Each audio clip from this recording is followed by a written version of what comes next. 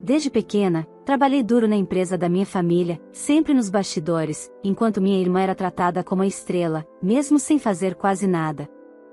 Eu ganhava menos, era ignorada nas reuniões e, ainda assim, mantinha tudo funcionando. Até que um dia, durante um jantar, meus pais anunciaram que haviam vendido a empresa, e me deixado de fora da divisão do dinheiro. Disseram apenas, se vire.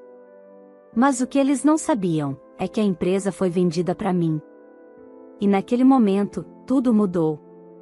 O que veio depois? Foi inacreditável. Olá, seja bem-vindo ao canal Histórias Surpreendentes, curta e se inscreva nesse canal, aproveite e ative as notificações. Comente aqui de qual cidade você está assistindo, vou adorar saber e deixar um coração no seu comentário. Desde pequena, minha vida foi moldada entre corredores de fábrica, sons metálicos e o cheiro característico do plástico aquecido. Cresci vendo meus avós lutarem dia e noite pela pequena indústria que construíram do zero, uma fábrica modesta, mas respeitada, que produzia utensílios de plástico para a cozinha, lavanderia e organização doméstica. Eles tinham orgulho do que criaram, e mais orgulho ainda de manter tudo em família. Quando meus pais assumiram a empresa, eu e minha irmã fomos convocadas a continuar o legado. Aceitamos com entusiasmo. Ou melhor, eu aceitei com dedicação, ela com comodidade. No início, achei que a desigualdade era apenas uma questão de adaptação. Talvez minha irmã tivesse mais dificuldade com a rotina pesada, e meus pais estivessem tentando poupá-la. Enquanto ela ficava em casa fazendo cursos curtos ou se limitando a revisar catálogos de cores, eu chegava às 7 da manhã e só saía após as planilhas fecharem. Cuidava de contratos, emissão de notas fiscais, supervisão de compras, folha de pagamento e logística. Era eu quem conciliava as contas e mediava os conflitos entre funcionários. Ainda assim, quando os lucros cresciam, os méritos eram atribuídos a ela. E o meu nome? No máximo era mencionado como alguém que ajuda muito. Meu salário era uma ironia. Apesar de cumprir função de gerente administrativa, eu ganhava menos que minha irmã, que nem cargo oficial tinha. Nas reuniões com fornecedores ou clientes importantes, era ela quem se sentava à frente. Eu ficava de canto ou, algumas vezes, nem era convidada. Você entende mais da parte interna, filha, meu pai dizia, como se isso justificasse me esconderem da vitrine da empresa. Engoli. Por anos. Aos poucos, fui deixando de esperar reconhecimento. Em vez disso, criei um plano. Já que ninguém parecia notar meu esforço, eu decidi que o meu futuro não dependeria da aprovação deles. Abri uma conta de investimentos sem ninguém saber. A cada mês, transferia parte do meu salário, mesmo que isso significasse não comprar roupas novas ou recusar convites para viagens. Enquanto minha irmã comprava bolsas de grife com o dinheiro fácil que recebia, eu aplicava centavo por centavo em ações e fundos, estudando por conta própria no pouco tempo que me restava. Ninguém percebeu. Os anos passaram. A empresa continuava lucrativa, muito por minha causa, embora isso jamais fosse admitido.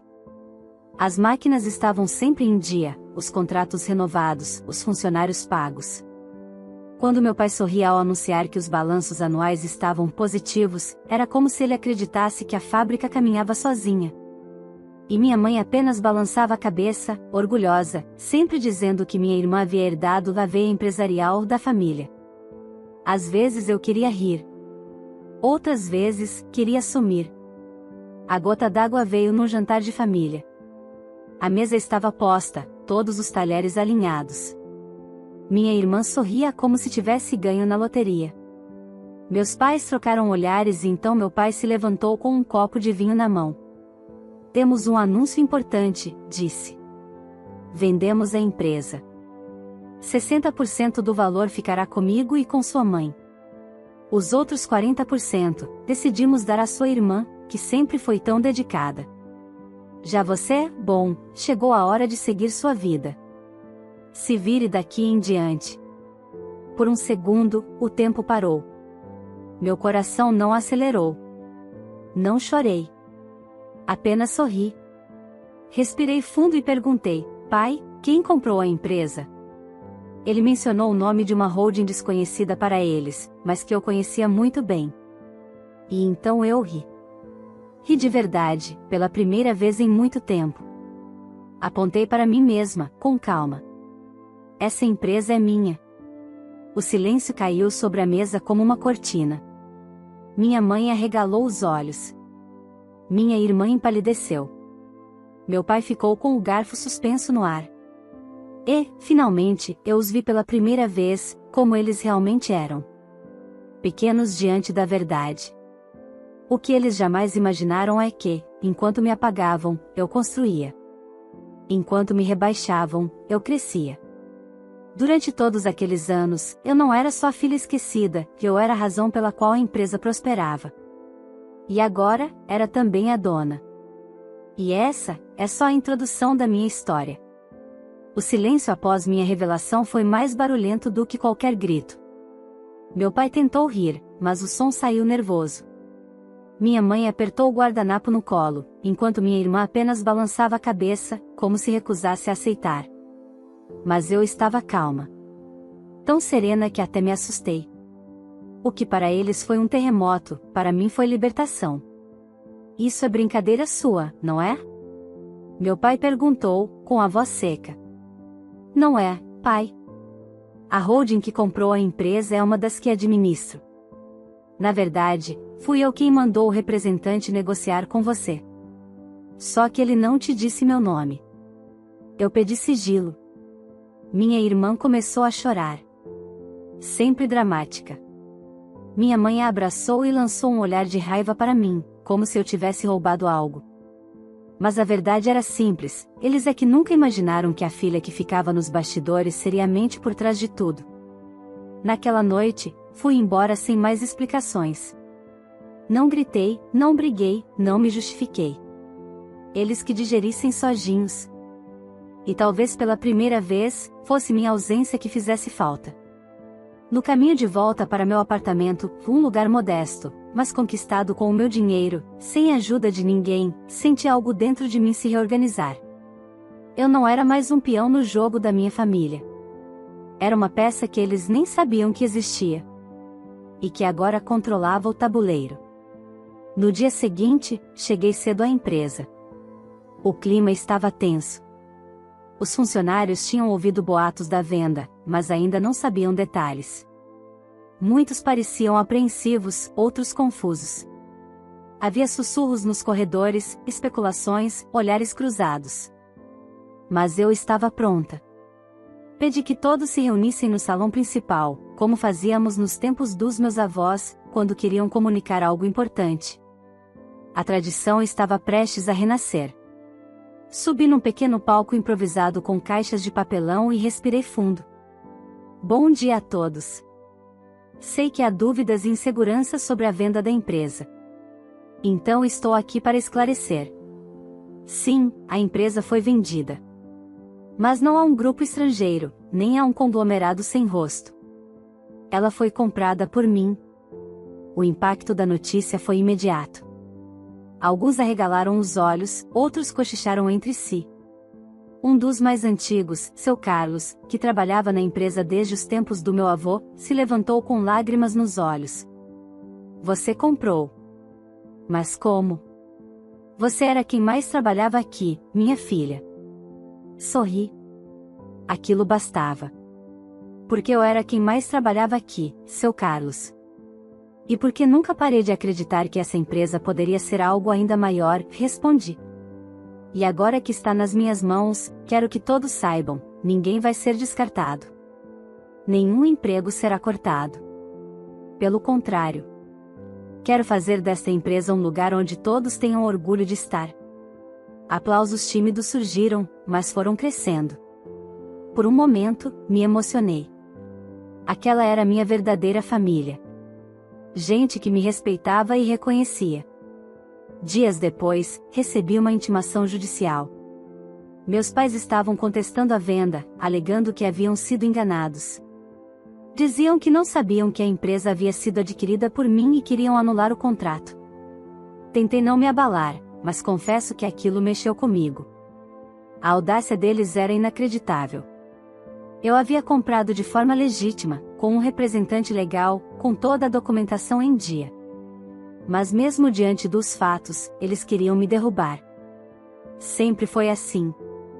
Procurei meu advogado, um homem discreto e inteligente, que me acompanhava desde meus primeiros investimentos. Ao ler os documentos, ele apenas riu. Eles vão perder tempo. Mas talvez isso seja só o começo. Prepare-se. Eles não vão aceitar com facilidade a inversão de papéis. E ele estava certo. Nos dias seguintes, minha irmã apareceu na empresa dizendo que queria voltar a trabalhar, alegando que agora estava pronta para contribuir de verdade. Alguns funcionários ficaram desconfortáveis, outros apenas a ignoraram. Eu a recebi com educação, mas firmeza. Você quer trabalhar aqui? Tudo bem. Mas sem privilégios. Vai começar do chão de fábrica, aprender cada setor. Se quiser ser respeitada, vai ter que construir isso. Não será mais tratada como herdeira, porque essa empresa, agora, tem dona.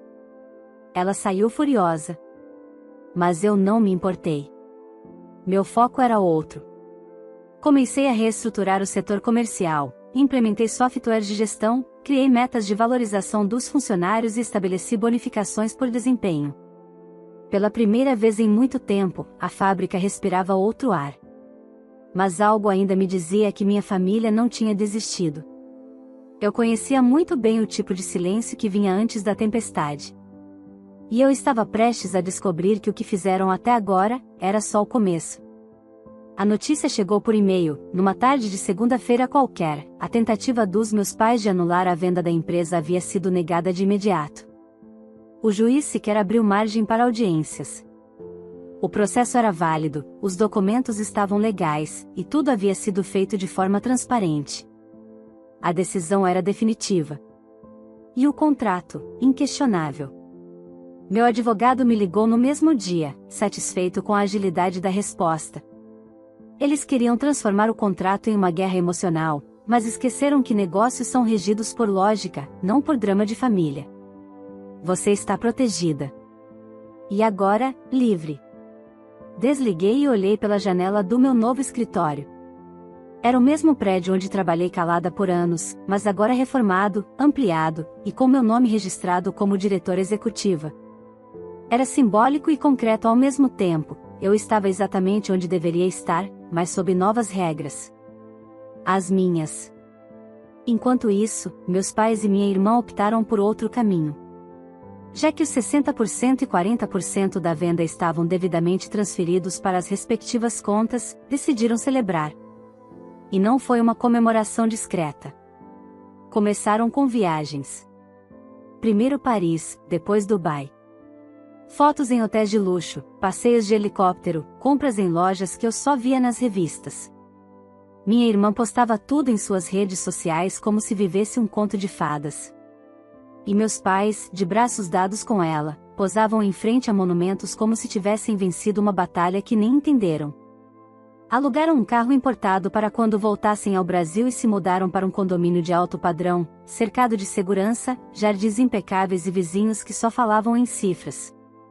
Mas o que eles não sabiam, ou fingiam não saber, é que dinheiro sem controle é como água nas mãos. Pode parecer abundante no começo, mas escorre por entre os dedos mais rápido do que se imagina.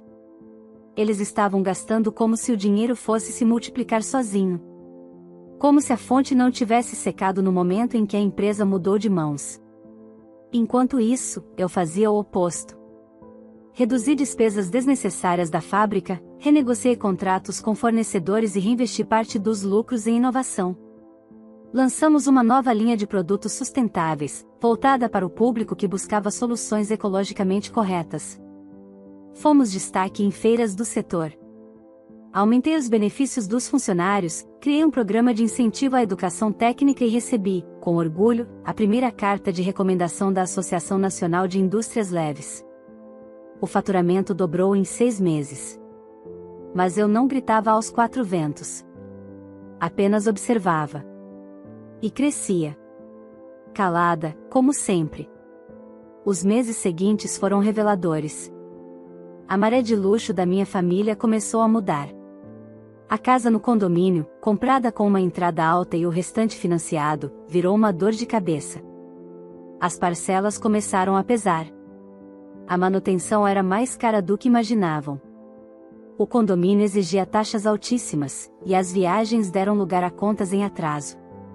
O carro importado voltou para a concessionária após 4 meses de atraso no pagamento. E a empresa de cartões de crédito começou a cobrar os débitos com ameaças de negativação.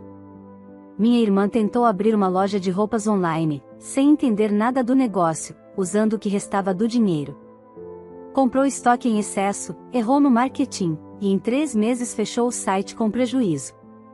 Meus pais, que antes falavam em descanso merecido, agora ligavam para amigos pedindo empréstimos disfarçados de parcerias temporárias.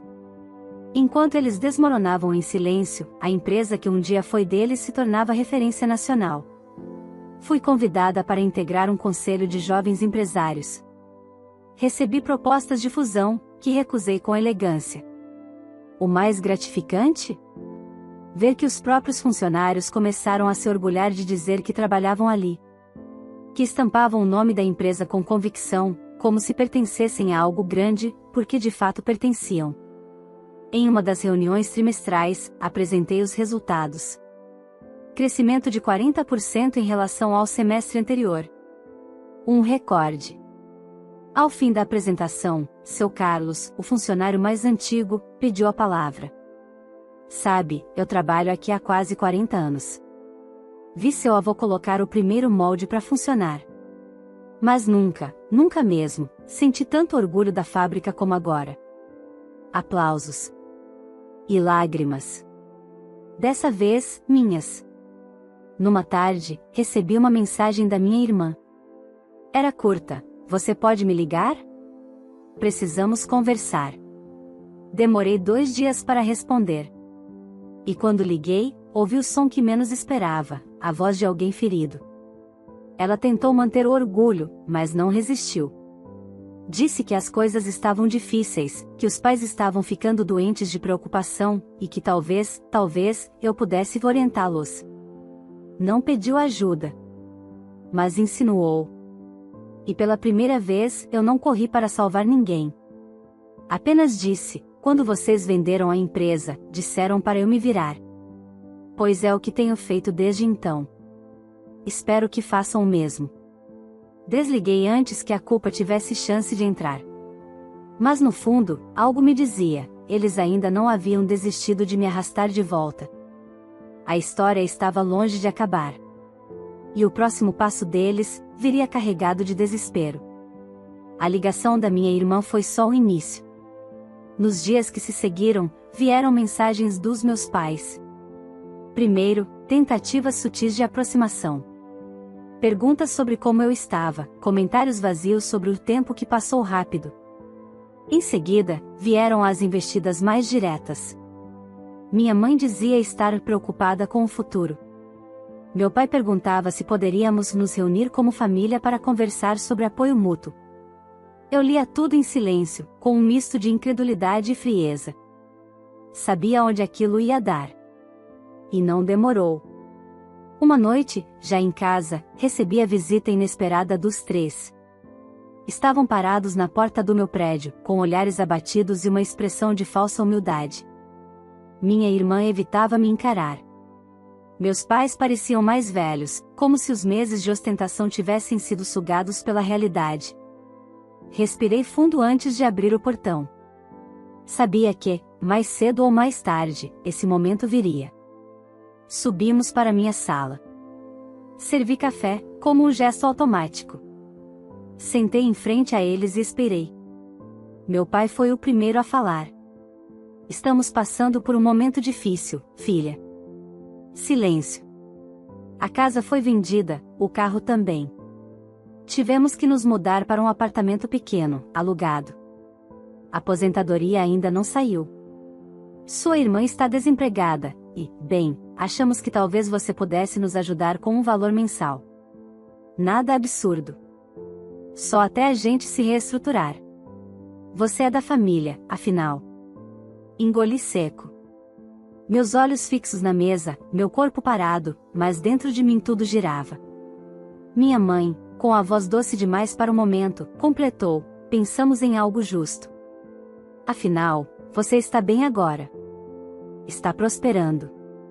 E sua irmã, bom, ela teve dificuldades, mas continua sendo sua irmã. Minha irmã finalmente falou.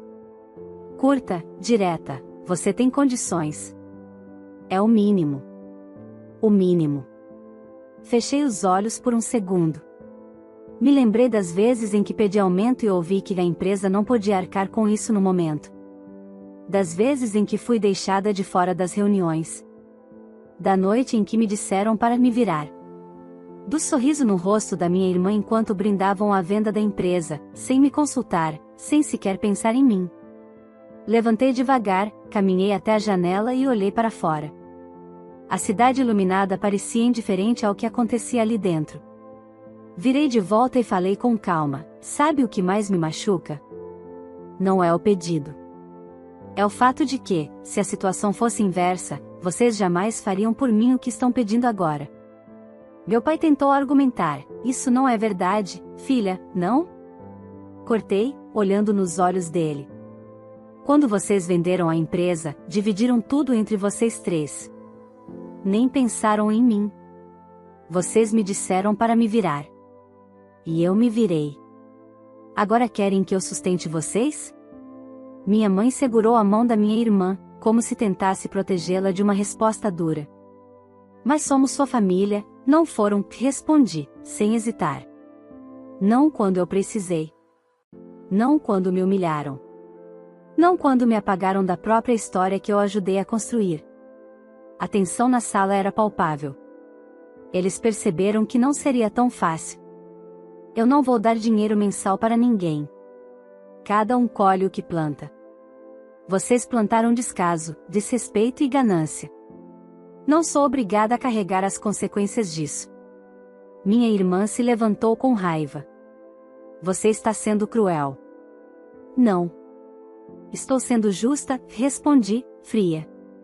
E talvez pela primeira vez na vida, vocês estejam ouvindo a verdade de alguém que sempre estiveram acostumados a ignorar. Eles saíram em silêncio. Sem abraços. Sem reconciliação. Naquela noite, dormi pouco. Não por culpa, mas por algo mais profundo, era a dor de finalmente me libertar. Porque ajudar minha família parecia, por fora, um gesto nobre. Mas eu sabia que por trás daquele pedido, havia o velho padrão de abuso emocional que sustentaram por anos. E eu havia rompido com isso. De vez.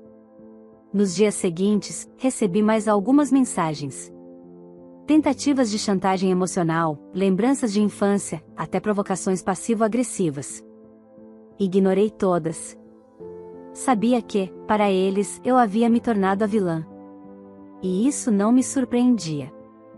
Quando alguém deixa de ser submisso, é sempre pintado como ingrato. Mas eu seguia. Expandi a empresa para o mercado internacional. Assinamos nosso primeiro contrato de exportação com uma rede de lojas na América Latina. E um estudo de mercado apontou nossa marca como a mais lembrada do setor no estado. E enquanto eles afundavam em dívidas, eu crescia com raízes sólidas. Mas o orgulho ferido é perigoso. E em uma família como a minha, o desespero pode se transformar em algo ainda mais sombrio. Eles ainda não tinham desistido. E o que viriam a fazer em seguida, testaria minha força como nunca antes. Os dias seguintes ao embate com meus pais foram silenciosos demais. Nenhum contato, nenhuma mensagem, nenhuma tentativa de aproximação.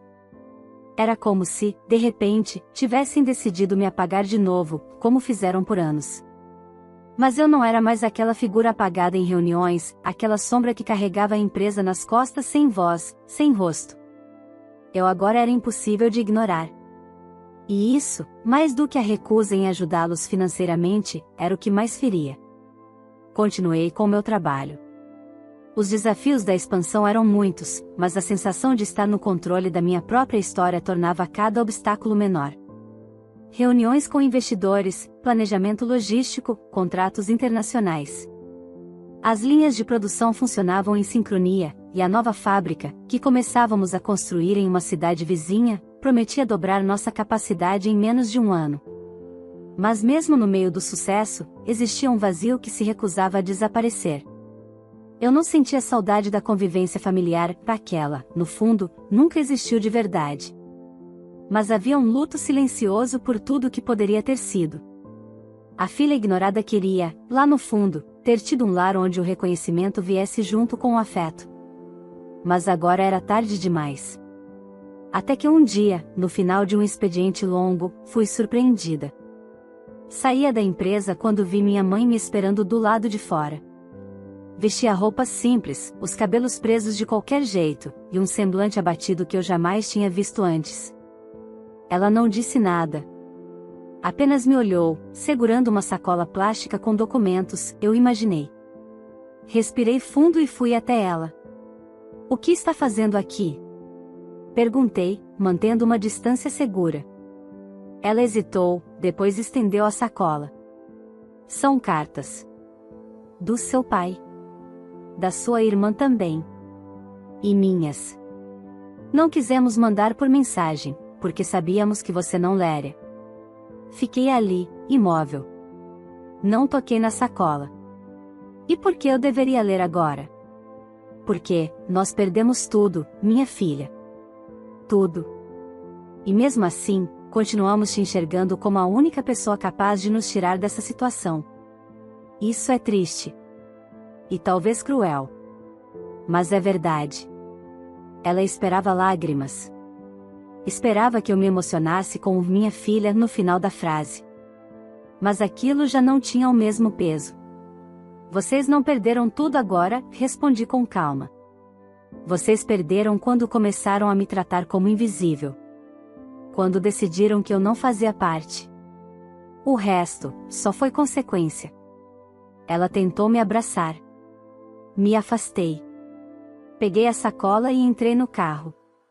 Cheguei em casa e deixei a sacola na mesa.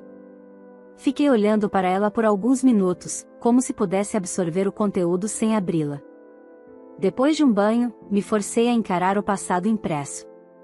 A primeira carta era da minha irmã. Escrevia com uma mistura de rancor e arrependimento, como se ainda disputasse espaço mesmo depois de perder tudo. Dizia que sabia que havia sido favorecida, mas que não pediu por isso, e que a culpa não era dela. Terminava dizendo que esperava que eu fosse melhor do que todos nós fomos com você. Palavras bonitas, mas repletas de expectativa, mais um pedido disfarçado de redenção. A do meu pai era diferente. Direta. Prática. Como se estivesse redigindo uma planilha emocional. Listava erros, lembranças, justificativas, e por fim, um pedido: considere nos ajudar. Não por nós, mas por tudo que um dia fomos como família. Por fim, a de minha mãe. A mais longa. A mais confusa. Falava de quando eu era criança, de como ela se sentia culpada por não ter prestado atenção em mim. Admitia que havia escolhido minha irmã como reflexo de si mesma. E pedia desculpas, não com clareza, mas com tentativa. Terminava com uma frase que grudou em mim: "Você venceu, minha filha." Mas será que ainda consegue amar? Fechei os olhos. Aquilo me atravessou. Não porque fosse verdadeiro, mas porque era manipulador. Como se o amor dependesse da anulação de tudo que vivi. Na manhã seguinte, voltei à fábrica. A rotina me acolheu como sempre. Mas havia algo novo dentro de mim, uma certeza. Eu não devia nada àqueles que me usaram, me descartaram e agora me viam apenas como solução. A culpa não era minha. E, pela primeira vez, eu me permiti acreditar nisso sem hesitar. Decidi convocar uma reunião geral com os funcionários. Queria anunciar algo importante: a criação de um programa interno de apoio a ex-funcionários em situação de vulnerabilidade. Gente que deu a vida pela empresa e foi deixada para trás nas épocas mais difíceis. Seria minha forma de honrar quem realmente construiu aquela história comigo. Após a reunião, caminhei pela linha de produção. Senti orgulho do que construí. Cada metro daquele chão, cada máquina ligada, cada rosto que sorria ao me ver. Aquilo não veio de milagres. Veio de suor, resistência e silêncio engolido. Mas agora, era meu. O telefone tocou. Era minha irmã de novo. Ignorei. Ela não entendia. Eles não entendiam. O que construí não estava à venda. E o que restava para eles, depois de tudo, era encarar a verdade. Mas ainda havia um último capítulo dessa história. E ele viria, tão inevitável quanto transformador. 2 meses se passaram desde o silêncio final. Meus pais e minha irmã não ligaram, não apareceram, não insistiram. Era como se tivessem se resignado ao fim, não só da ajuda, mas da dinâmica familiar que por tanto tempo os favoreceu. Eu deveria me sentir aliviada, mas havia uma inquietação persistente. Um incômodo sutil que me impedia de fechar a história com um ponto final. Na verdade, o que mais me incomodava não era o que eles haviam feito comigo. Era o que tinham feito consigo mesmos. Tinham jogado fora não apenas o patrimônio que meus avós deixaram, mas também qualquer dignidade que pudessem ter resgatado depois da queda. Escolheram o orgulho acima da humildade. O ego acima da reconstrução. E agora, estavam no fundo do poço. Foi então que decidi fazer algo impensável. Não por pena. Não por remorso. Mas por uma convicção que cresceu em mim ao longo dos anos: a justiça não precisa ser vingativa para ser firme.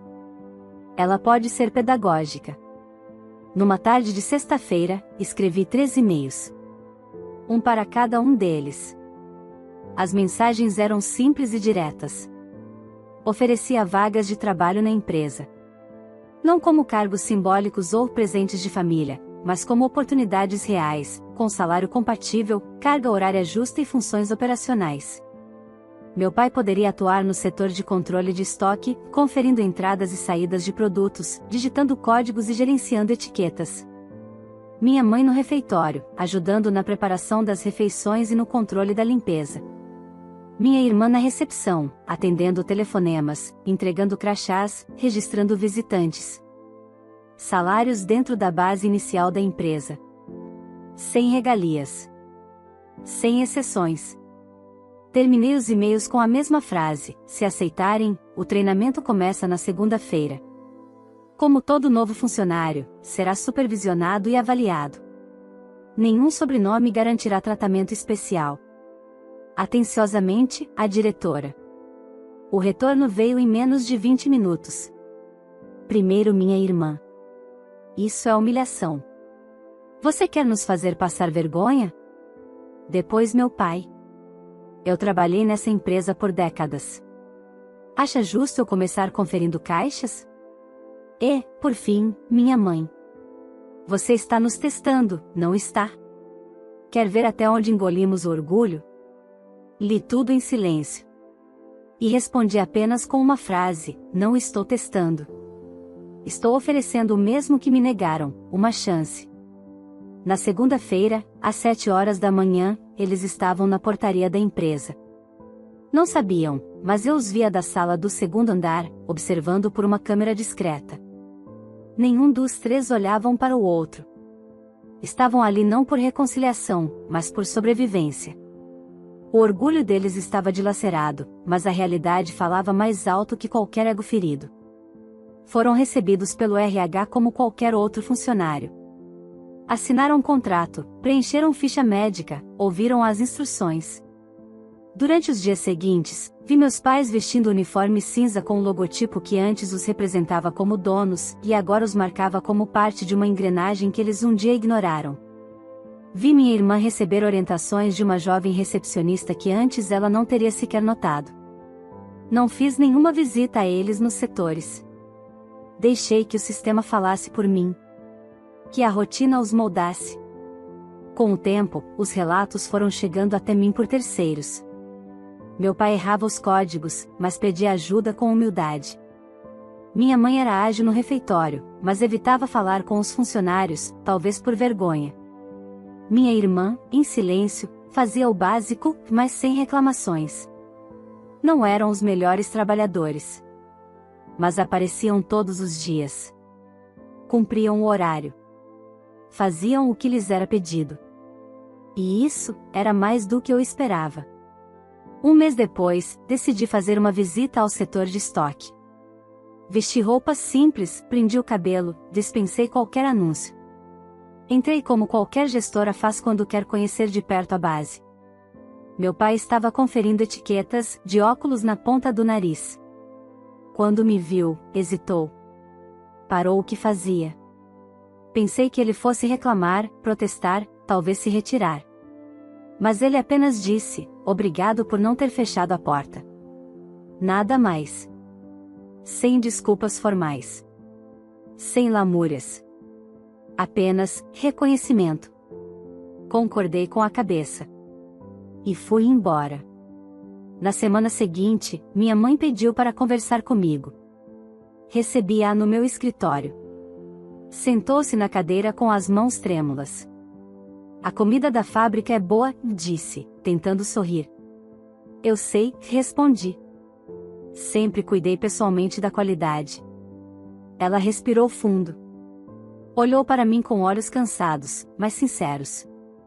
Você fez o que ninguém esperava. E talvez o que ninguém teria feito. Só quero que saiba, estou tentando entender. E estou tentando ser melhor. Demorou. Mas valeu. Os meses passaram. Eles seguiram trabalhando. Sem privilégios. Sem favores. Aos poucos, deixaram de ser os ex-donos. Passaram a ser apenas parte da equipe. Como deveria ter sido desde o começo. Eu, por outro lado, me tornei mais do que a diretora da empresa. Me tornei símbolo de um novo ciclo. Uma mulher que, mesmo rejeitada, não se vingou com crueldade, mas com justiça. E a cada nova conquista, a cada meta batida, a cada novo funcionário contratado, eu olhava para trás e entendia, a dor da rejeição não precisa nos destruir.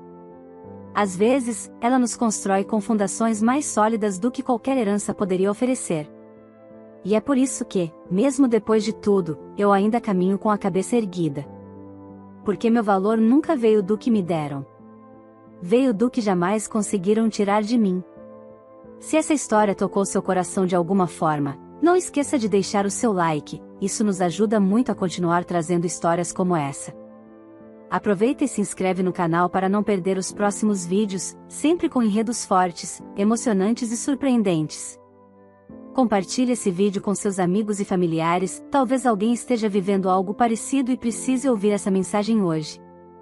Agora me conta aqui nos comentários, se você estivesse no lugar da filha, teria oferecido emprego para os pais e a irmã, mesmo depois de tudo o que fizeram com você? Eu quero muito saber sua opinião. E aproveita para me dizer também de qual cidade você está assistindo esse vídeo, assim posso passar nos comentários e deixar um coração especial para você. Muito obrigado por acompanhar até aqui. Que essa história te inspire a reconhecer o próprio valor, mesmo quando o mundo tenta te diminuir.